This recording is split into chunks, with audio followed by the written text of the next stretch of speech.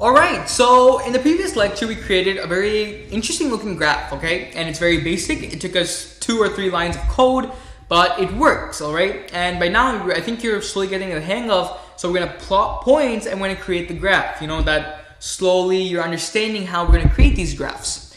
So we got this graph to show up, and right now we have these buttons at the top. So let's go ahead and see what they do.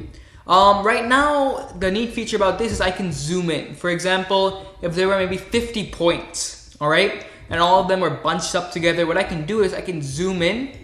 It's not letting me, but if I select this, no, whatever. So this move, so let's go ahead, start from the beginning. The home button allows you to go back to the original position of the graph, okay? If I move the graph all the way over here, and if I hit home, I'm back to the center, okay?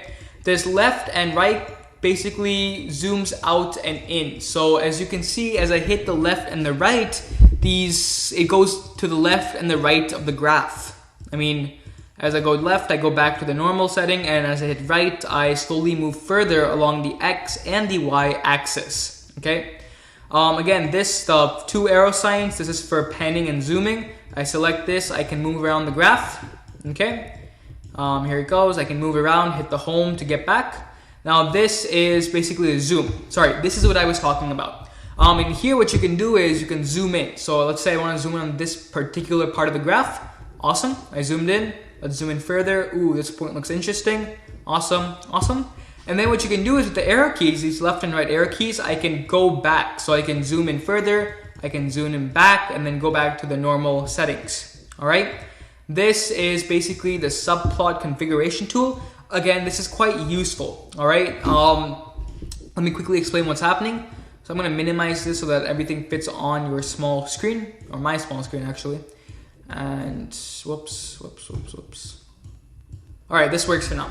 So the left, as you can see, it gives us more or less white space on the left hand side, increase or decrease how you go on the graph to look. The bottom does the exact same thing.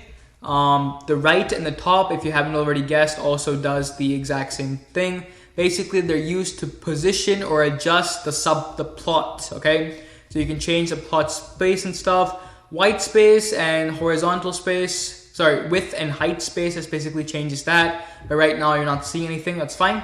So reset this, that's all good stuff. And last but not least, you can save this graph. So let's go ahead and try saving this. It says save this figure. Yeah, sure, I'll just save it there, save.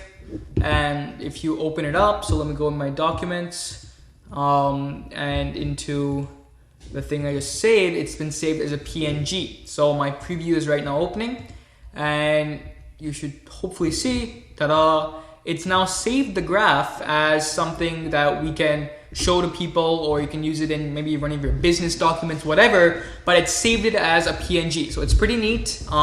Something if you ever wanted to talk about, if you had an interest in with graphs and stuff, this is definitely a very, very useful tool, okay? So in this lecture, we basically talked about the whole plotting interface, what the different buttons did, how to save your graph, and so on. Now, in the next lecture, let's go ahead and talk about more of the graph. So what other features can we add to our graph? See you in the next lecture.